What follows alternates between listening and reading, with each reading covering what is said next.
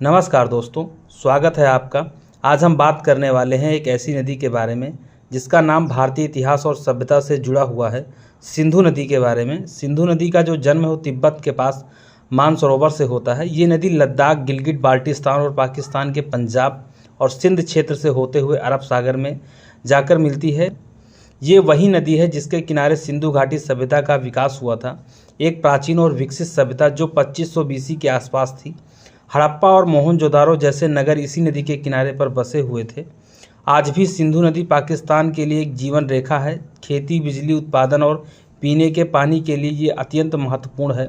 1960 में भारत और पाकिस्तान के बीच इंडस वाटर ट्रीटी साइन हुई थी, मतलब सिंधु नदी समझौता, जिसके तहत इस नदी का जो पानी है वो पाकिस्तान को दिया गया था। सिंधु नदी का जो नाम है, हमारे देश हिंदुस्तान का जो मूल नाम है उसी के नाम पर पड़ा है। सिंधु से ही हिंदू शब्द की उत्पत्ति हुई है और फिर इंडिया बना। ये नदी हमारी पहचान, धरोहर और विरासत है। आइए अब समझते हैं सिंधु जल संधि में हुआ क्या था।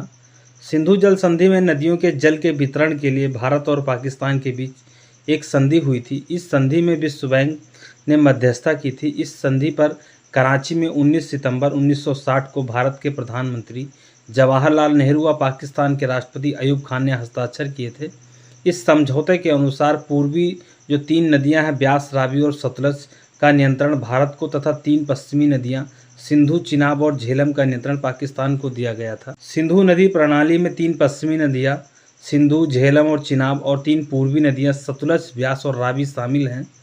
इस संधि के अनुसार रावी, व्यास, सतलज और पूर्वी नदियां पाकिस्तान में प्रवेश करने से पूर्व इन नदियों के पानी को अनन्य उपयोग के लिए भारत को आवंटित की गई थी।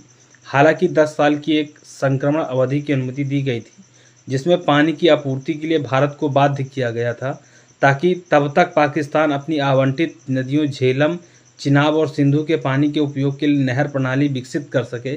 इसी तरह पाकिस्तान पश्चिमी नदियों झेलम, चिनाब और सिंधु के अनन्य उपयोग के लिए अधिकृत है। पूर्वी नदियों के पानी के नुकसान के लिए पाकिस्तान को मुआवजा भी दिया गया था। 10 साल की रोक अवधि की समाप्ति के बाद 31 मार्च 1970 से भारत को अपनी आवंटित 3 नदियों के पानी के पूर्ण उपयोग का पूरा अधिकार मिल गया। इस संधि का परिणाम ये हुआ कि साझा करने के बजाय नदियों का विभाजन। जम्मू कश्मीर पहलगाम घटना के बाद में सीसीएस की जो बैठक हुई थी भारत सरकार की, उसमें फैसला लिया गया है कि 1960 की जो सिंधु जल संधि है उसे तत्काल प्रभाव से सस्पेंड किया जा रहा है। ये निर्णय तब तक लागू रहेगा जब तक कि पाकिस्तान विश्वसनीय और अपरिवर्तनीय रूप से सीमा पर आतंकवाद को समर्थन देना बंद नहीं कर देता है। एकीकृत चेक पोस्ट अटारी को तत्काल प्रभाव से बंद किया जाएगा। जिन लोगों ने वैध अनुमति के साथ सीमा पार किया है वो 1 मई 2025 से पहले ही उसी रास्ते से वापस लौट सकते हैं। पाकिस्तानी नागरिक अब सार्क वीज़ा छूट योजना SVES के तहत भारत की यात्रा नहीं कर सकेंगे। पहले से जारी किए गए सभी वीज़ा SVS वीज़ा रद्द कर माने जाएंगे, मतलब सार्क वीज़ा रद्द माने जाएंगे। जो भी पाकिस्तानी नागरिक इस वीज़ा पर अभी भी भारत में हैं, उन्हें 48 घंटों के भीतर भारत छोड़ना होगा। सार्क वीज़ा उसे कहते हैं, जैसे कोई इलाज कराने किसी देश में जाता है उसे सार्क वीज़ा। तीसरा इसमें जो निर्णय लिया गया है कि इनमें 55 से संख्या घटा करके 30 कर दिया जाएगा। नई दिल्ली में पाकिस्तान उच्चायोग के जो रक्षा, सैन्य और नौ और वायुसेना सलाहकारों को अवांछित पर्सोना नॉन ग्राटा घोषित किया गया है। उन्हें भारत छोड़ने के लिए 1 सप्ताह का समय दिया गया है।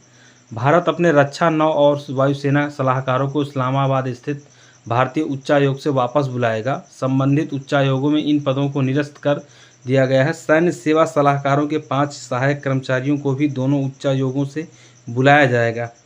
चौथा इसमें किया गया है कि हाई कमीशन में कर्मचारियों की कुल संख्या को वर्तमान 55 से घटा करके 30 किया जाएगा। ये बदलाव 1 मई 2025 तक प्रभावी कर दिया। अब भारत सरकार ने जो एक्शन लिया है पाकिस्तान के खिलाफ, उससे पाकिस्तानी नेता बौखलाए हुए हैं और उल्टे सीधे बयान दे रहे हैं। ये पाकिस्तान के नेता है बुलावल भुट्टो, जो राजनीति में नया नया आया है।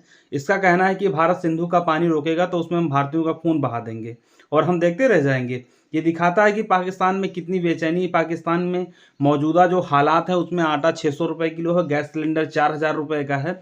महंगाई इतनी चरम पर है कि वहाँ की जनता खुद इन नेताओं को गाली दे रही है और बखूबी जानती है कि अब भारत पीओके को वापस ले करके रहेगा, जो कि भारत का पीओके जो है भारत का अभिन्न अंग है। माँ सिंधु के बारे में जान करके आपको कैसा लगा, कमेंट करके जरूर बताएं।